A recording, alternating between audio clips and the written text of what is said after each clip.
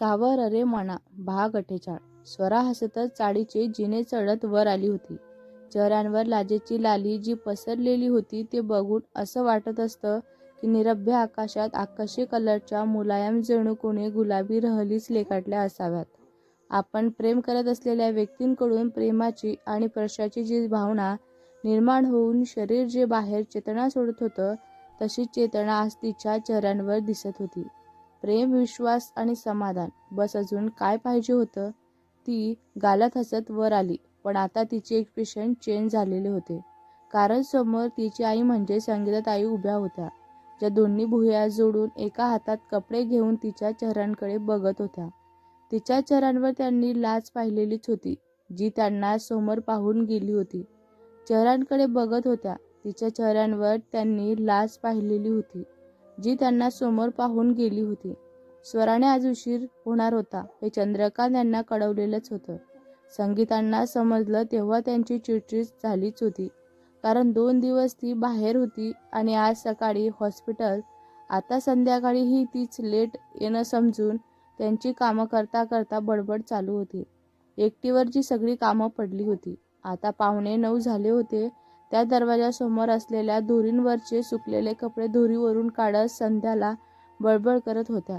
तोच त्यांचं लक्ष समोर चाळीच्या गेटकडे गेलं, जेथे एक महागडी गाडी उभी होती, ज्यामधून स्वरा हसतच आणि थोडी पळतच बाहेर आली होती. खरं तर स्वराला अमितने थांबवलेलं नसतं तर ती कदाचित त्या अगोदरच घरी पोचली असती. पण 15-20 मिनिटं लेटच झालं होतं तिला. चंद्रकांत तर खाली त्यांच्या नेहमीच्या वेळी खाली जाऊन गप्पा मारत बसले होते. त्यांनी पाहिलं होतं स्वराला हसतच वर जिन्याकडे जाताना. चाळ म्हटल्यावर चाळीतले रहिवाशी असेच कधीही एकमेकांच्या मदतीला धावून येत, कधी हक्काने तर कधी मागितलेली मदत. आता देखील एका खालीच असलेल्या तरुण मुलांचा ग्रुप बघून त्यांनी एका मुलाला आवाज देऊन त्याला वर घेऊन जायला सांगितलं. तो देखील काका करत लगेच धावत आला होता त्यांच्या मदतीला. इकडे वर दारासमोर स्वराचं संगीतांना समोर बघून हसू जाऊन तिची मान खाली गेली. तशीच तिने चप्पल असलेल्या रॅकमध्ये खाली वाकून तिची सँडल ठेवली आणि घरात पाऊल टाकलं. संगीता तिच्या मागून घरात आल्या होत्या. तिने परस एका दरवाजा मागे असलेल्या डोअर हँगरला लटकवली आणि फ्रेश होण्यासाठी पडद्यामागे असलेल्या मोरीकडे गेली. फ्रेश होऊन तिने नॅपकिनने हात पुसले. संगीता अजूनही शांतच होत्या. तिच्या हालचाली टिपत होत्या. चंद्रकांत त्या मुलाच्या मदतीने वर आलेलेच होते. ते आत येताच चंद्रकांत म्हणाले, स्वरा आज खूपच लेट केलंच बाळा, असं म्हणत ते सोफ्यावर जाऊन बसले. स्वरा म्हणाली, हो बाबा, ते आज उशिरापर्यंत काही कस्टमर होते ना म्हणून. ती बोलतच होती की. संगीता म्हणाली, हो का, म्हणून तुला सोडायला एक महागडी गाडी आली होती. संगीता डोळे बारीक करून मोठ्या आवाजात म्हणाल्या. संध्या जी दाढीसाठी लसूण सोलून देत होती ती देखील आपल्या आईकडे बघू लागली होती. संगीताचं बोलणं ऐकून स्वरा जरा गडबडलीच. ती समजून गेली की आईने तिला पाहिलेलंच आहे. चंद्रकांत म्हणाले, काय बोलत आहे संगीता तू? चंद्रकांत यांना काहीच समजलेलं नाही. संगीता म्हणाली, मी खरं तेच बोलत आहे. तिला विचारा ना आधी, तिला गेटच्या बाहेर सोडायला कोण आलेलं होतं, तेही इतक्या महागड्या गाडीतून. चंद्रकांत यांनी आता स्वराकडे पाहिलं. ती खाली मान करून गप्प उभी होती. मग त्यांना थोडी कल्पना आलेलीच होती. चंद्रकांत म्हणाले, स्वरा, आई बोलते ते खरं आहे का? कोण तुला सोडायला आलेलं होतं का? चंद्रकांत यांनी आवाज कमीच ठेवून विचारलं. संगीता म्हणाली, अहो, नुसतं सोडायलाच नाही तर ही खिळखिळ करत दात दाखवत त्या गाडीतून बाहेर सुद्धा पडली होती. विचारा तिला हे सगळं काय चालू आहे. इथे असे चाळीत जर हिचे असे चाळे कोणी पाहिले तर सगळे नाव ठेवतील आपल्याला. संगीता आता चंद्रकांत आणि स्वराच्या समोर येत हातातले कपडे सोप्यांवर टाकत म्हणाल्या. कमरेंवर हात ठेवत म्हणत होत्या. त्यांना तर कधी स्वराला ओरडा बसतो आणि मग आपल्या संध्या आणि हिच्यामध्ये किती फरक आहे हे दाखवून द्यायचं होतं. कारण चंद्रकांत हे संध्याला तिच्या अभ्यासांवरून, तिच्या फोन घेण्यावरून तिला नेहमी ओरडत असतात. संगीताचं बोलणं ऐकून स्वराचे डोळे भरूनच येऊन आतून आत पाणी वाहत होतं, जे तिने गालांवरून पुसलं. पण ते वाहतच होते. खूप निरागस आणि हळवी होती स्वरा. चंद्रकांत म्हणाले, स्वरा, इकडे ये, बस बाळा. चंद्रकांत यांनी तिला शांतपणे हातानेच बाजूला बसायला सांगितलं. ती नाकवर ओढतच तशीच त्यांच्या बाजूलाच जाऊन बसली. पण संगीतांना अजूनही चीड आलेली होती. कारण तिला ज्या विचारायचं टाकून चंद्रकांत शांतपणे बोलत होते तिच्याशी. चंद्रकांत म्हणाले, रडू नकोस तू, आणि सांग कोण आलं होतं सोडायला तुला? चंद्रकांत यांनी पुन्हा तिला शांतपणे विचारलं. तिने डोळे पुसले आणि तिने आपल्या बाबांकडे बघितलं, जे तिच्याकडे विश्वासाने बघत होते. ती समजून गेली होती की पारचा विषय आता पुढे जाणारच आहे. तिने स्वतःला शांत केलं. स्वरा म्हणाली, बाबा, पार्थ आले होते मला सोडायला. तिने अगदी धीट बनत सांगितलं. पण तिचं कोणाचं तरी नाव घेऊन सांगणं संगीताला कोळ्यात टाकून गेलं होतं. त्या अजूनही कमरेवर हात ठेवून भुया आकसून बघत होत्या दोघांकडे. चंद्रकांत म्हणाले, अच्छा, जावई बापू आले होते का? मग तू त्यांना घरी का घेऊन आली नाहीस? चंद्रकांत हसत म्हणाले, आणि त्यांनी संगीताकडे पाहिलं, ज्या डोळे मोठे करून प्रश्नार्थक नजरेने त्यांच्याकडे बघत होत्या.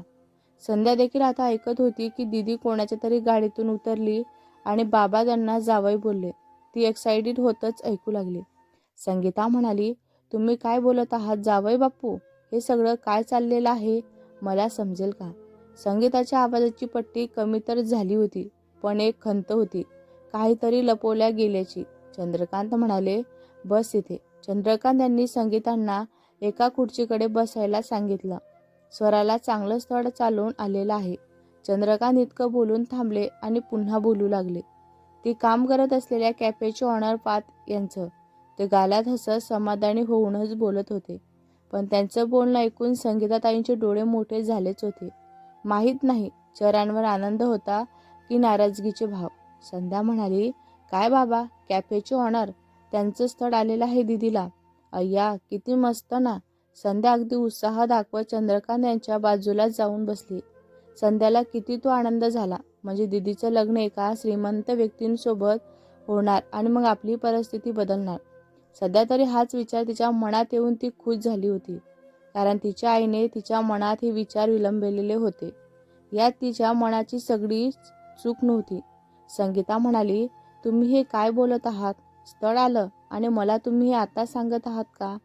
म्हणजे लग्न जमलं आणि तो जो कोणी आहे हिला सोडायला इकडं आला होता आणि तुम्ही मला काही समजू दिलं नाही. संगीता रागातच पण हळू आवाजात म्हणाल्या. स्वरा आता घाबरली होती, कारण आता काय सांगणार बाबा यांच्याकडे तिचं लक्ष होतं. चंद्रकांत यांना पार्थकडे मुंबईमध्ये आलेले आहेत, म्हणजे ती उद्या इकडे भेटायला येणार आहे यांचा अंदाज होताच. चंद्रकांत म्हणाले, तू आधी शांत हो आणि मी काय सांगतो ते ऐक. त्यांनी स्वराला लग्नाची मागणी टाकली. तिने मला विचारलं, पण मी आधी त्यांची चौकशी केली. तेव्हा मी तयार झालो, पण अजून काही लग्नाचं बोलणं झालेलं नाही. ते उद्या इकडे येणार आहेत, तेव्हा आपण बोलून त्यांच्यासोबत, असं म्हणत ते स्वराकडे बघत गालात हसले. स्वराची भीती जाऊन आता ती देखील खाली मान ठेवून गालात हसतच होती. तिच्या लाडक्या बाबांनी सगळं सांभाळून घेतलं होतं, जे तिच्यासाठी चांगलंच होतं. संगीता म्हणाली, आहो पण ते अमीरचं स्थळही. संगीता बोलतच होत्या की. संगीता, तो अमीर चांगला मुलगा नव्हता. त्याने स्वराची छेड काढली होती. खूप माजूर्डा आणि व्यसनी आणि स्त्रियांचा आदर न करणाऱ्या मुलांसोबत मी माझ्या स्वराचं लग्न कधीच करून देणार नाही. आता चंद्रकांत यांचा आवाज वाढलाच होता. स्वरा देखील दुःखी झाली होती. मागचं सर्व आठवून किती त्रास दिला होता त्या अमीरने तिला. पण मग तिला आठवलं कॅफेच्या बाहेर गाडींमध्ये अमीरने केलेली जबरदस्ती, आणि मग त्यानंतर तो कधीच समोर आला नव्हता. तिला सर्व आठवताच तिला प्रश्न देखील पडलाच होता. त्यानंतर तो समोर आलाच नाही त्याच्या. अगं बाई, तुझ्या अगदी पडने त्याला इतकं धुतलं आणि धमकी दिल्यानंतर तो येईल का समोर तुझ्या? ठीक आहे, चला आता उद्या बोलूया या विषयांवर.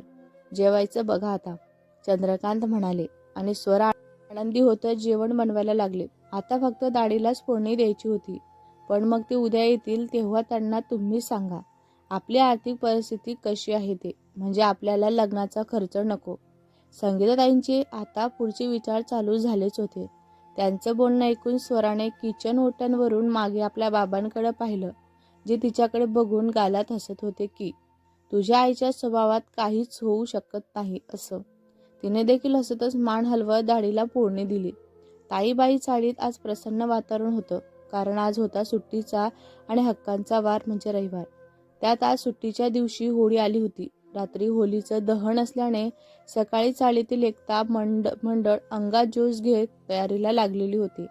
जमिनीमध्ये जागा करून त्यावर मोठमोठी मोकळ्या जागेत वाढलेली लाकडं, शेणाच्या गोळ्या आणि सुखे गवत जमा करून सगळ्या बाजूने ते बांधून उंच अशी होलिका तरुण मुलं काही जाणत्यांनी उभी केली होती.